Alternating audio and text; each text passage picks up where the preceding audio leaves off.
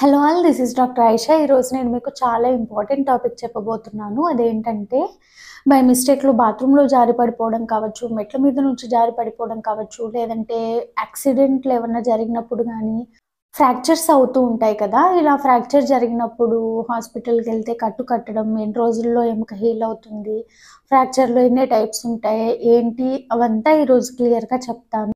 So, ఫ్రాక్చర్స్‌లో 2 types ఉంటాయన్నమాట. ఒకటి closed fracture, ఇంకా ఓపెన్ ఫ్రాక్చర్. ఓపెన్ ఫ్రాక్చర్ అంటే ఏంటంటే, ఎముక ఏదైనా ఇరిగిపోయినప్పుడు మన స్కిన్‌లోంచి బయటకి అంటే మన చర్మంలో నుంచి కూడా పొడుచుకొని ఆ ఎముక కనిపిస్తూ ఉంటుంది.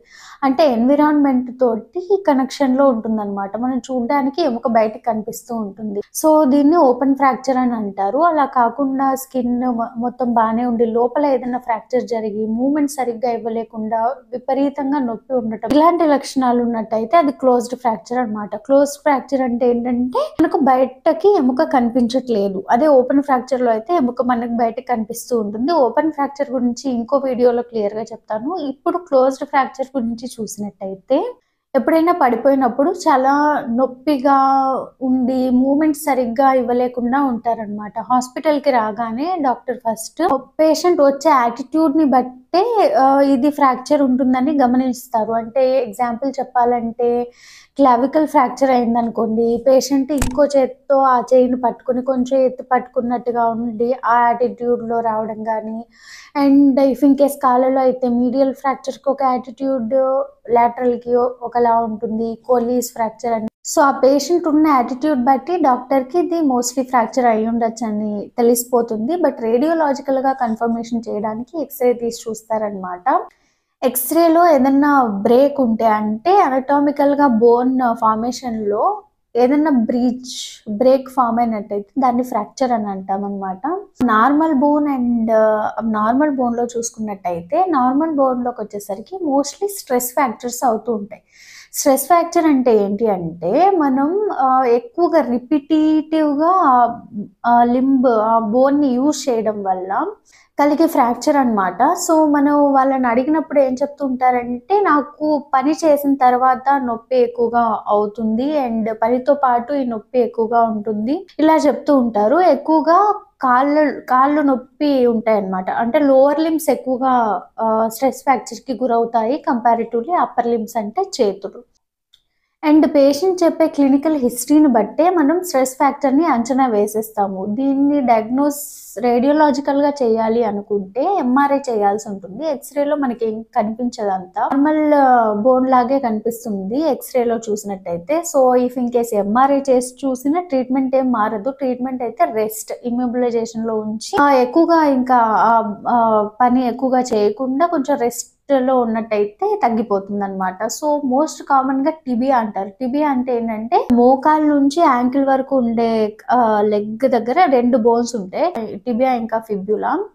సో, ఈ టిబియా వచ్చేసరికి మోస్ట్ కామన్‌గా స్ట్రెస్ ఫ్రాక్చర్‌కి గురవుతూ ఉంటుంది. అండ్ ఇఫ్ ఇన్ కేస్ కాల్లో చూసుకున్నట్టయితే సెకండ్ మెటాటార్సల్ అంటే సెకండ్ వేలు, ఆ తర్వాత థర్డ్ వేలు. సో, ఇలాగా ఈ బోన్స్ ఎక్కువగా స్ట్రెస్ ఫ్రాక్చర్‌కి గురవుతూ ఉంటాయి. స్ట్రెస్ ఫ్రాక్చర్ ఉన్నప్పుడు పనితో పాటు ఎక్కువగా నొప్పి ఎక్కువ అవుతుంది. ఏదైనా పని చేసినప్పుడు రిపీటెడ్‌గా పని చేసినప్పుడు ఎక్కువ అవుతుంది అన్నట్టయితే. ఎగ్జాంపుల్ చెప్పాలంటే ఇఫ్ ఇన్ కేస్ పెయింటర్స్ అనుకోండి, ఎక్కువగా పెయింట్ చేస్తూ ఉంటారు. సో, వాళ్ళకి ఆ పర్టిక్యులర్ ఏరియాలో వ్రిస్ట్ దగ్గర కావచ్చు, ఎల్బో దగ్గర గానీ, షోల్డర్ దగ్గర గానీ, ఆ లింబ్ మాత్రం అలా ఎక్కువగా నొప్పి రావటం గానీ, సో, ఇలా వర్క్ బేసిస్‌లో చూసుకుంటామనమాట. పేషెంట్ వచ్చి చెప్పినప్పుడు మీకు ఏం పని చేస్తూ ఉంటారు? పని చేసేటప్పుడు నొప్పి ఎక్కువగా ఉంటుందా?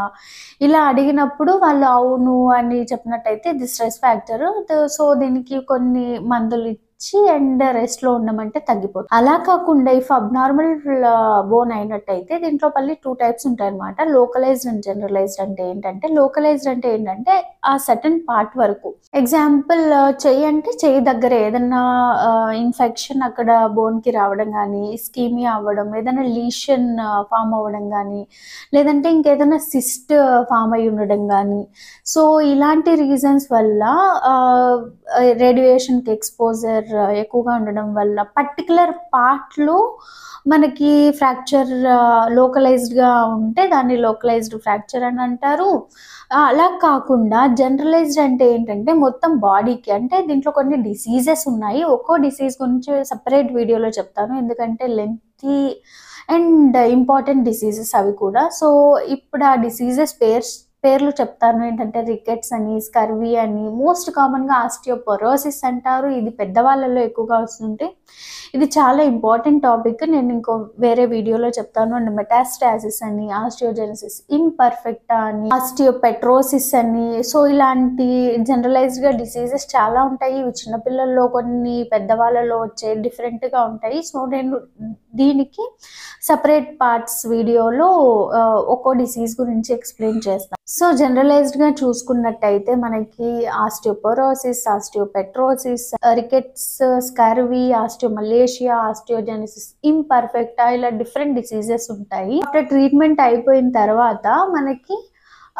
ఇమ్మొబిలైజేషన్లో ఉండడం చాలా ఇంపార్టెంట్ అనమాట. నేను ఆర్థో ఓపీలో ఉన్నప్పుడు ఒక ఆవిడ ఏం చేసిందంటే కాస్ట్ వేసామన్నమాట. కాస్ట్ వేసిన 5 డేస్కి మళ్ళీ వచ్చింది. ఎందుకు అంటే స్నానం చేస్తూ ఉంటే అడ్డుగా ఉందని కాస్ట్ ఇప్పేసిందంట.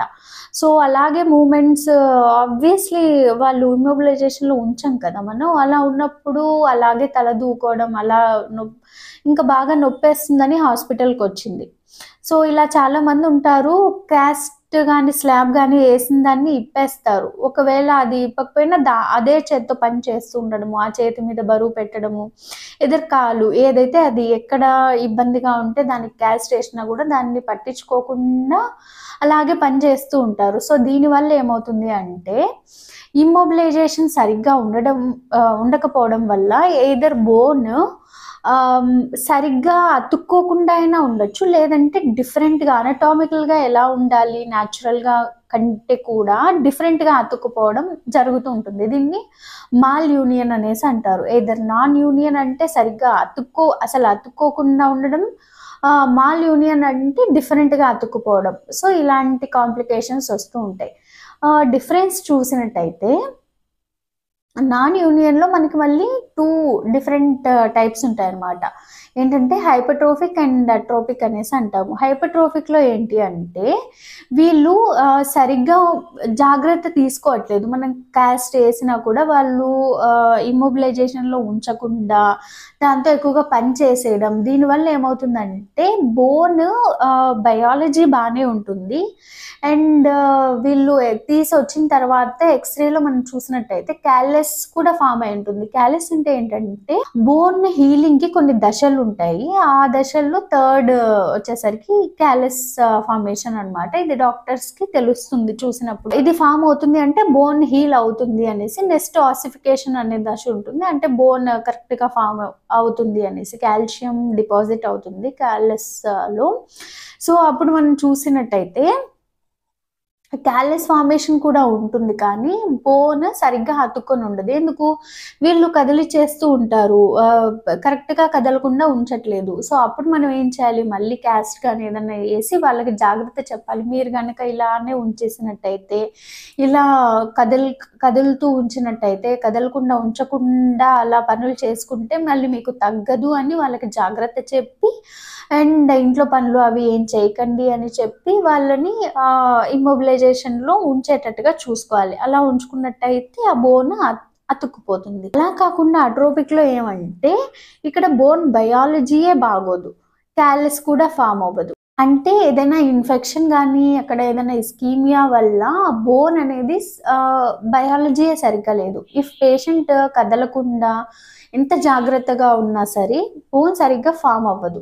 సో అప్పుడు ఏం చేస్తారంటే ఆటోలోగస్ బోన్ గ్రాఫ్టింగ్ అనేసి అంటారనమాట. ఆటోలోగస్ బోన్ గ్రాఫ్టింగ్ అంటే ఏంటంటే మన బాడీలోంచి ఎముక చిన్న పార్ట్ తీసి అక్కడ గ్రాఫ్టింగ్ చేసి అలా ఎముక పెరిగేటట్టుగా చూస్తారు. మోస్ట్లీ ఇలియాక్ క్రెస్ట్ అంటారు, అంటే నడుం దగ్గర ఉన్న బోన్ తీసి ఇలియాక్ క్రెస్ట్ తీసి అక్కడ గ్రాఫ్టింగ్ చేస్తూ ఉంటారు. అలా కాకుండా ఒకవేళ వీళ్ళు ఇంప్రాపర్ ఇమ్మొబిలైజేషన్ వల్ల, అంటే సరిగ్గా ఉంచకుండా ఉండటం వల్ల డిఫరెంట్గా అది అనటామికల్ స్ట్రక్చర్లో కాకుండా అది డిఫరెంట్గా అతుకుపోతుంది.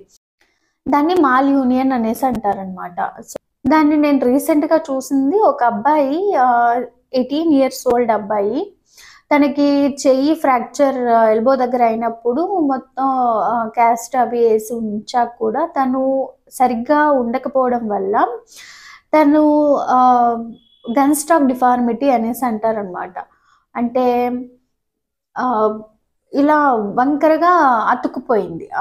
అనటామికల్ స్ట్రక్చర్‌లో కాకుండా. దీన్ని ఆస్టియోటోమీ చేసి సరిచేయాల్సి ఉంటుంది. అంటే ఆ ఎక్స్‌ట్రా బోన్‌ని కట్ చేసి ఆపరేషన్ లాగా చేసి మళ్ళీ సరిచేయాల్సి ఉంటుంది. బట్ దీనివల్ల ఇబ్బందయితే ఏం ఉండదు. బట్ కాస్మెటిక్ రీజన్స్ వల్ల, అంటే చూడ్డానికి సరిగ్గా కనిపించదు అనే రీజన్స్ తోటి మళ్ళీ ఆపరేషన్ చేయించుకోవాల్సి ఉంటుంది. సో మోస్ట్లీ ఇది క్లావికల్ దగ్గర జరుగుతూ ఉంటుందన్నమాట మాల్ యూనియన్. అంతేకాకుండా సూప్రాకాండైలర్ ఫ్రాక్చర్ అంటే ఇందాక చెప్పాను కదా, అది గన్ స్టాక్ డిఫార్మిటీ అలాగా. అండ్ కోలీస్ ఫ్రాక్చర్ అంటారు, అంటే ఇక్కడ వస్తుంది. కోలీస్ ఫ్రాక్చర్ దగ్గర కానీ ఇలా డిఫరెంట్గా అతుక్కుపోతూ ఉంటాయి, మాల్ యూనియన్ అవుతూ ఉంటుంది.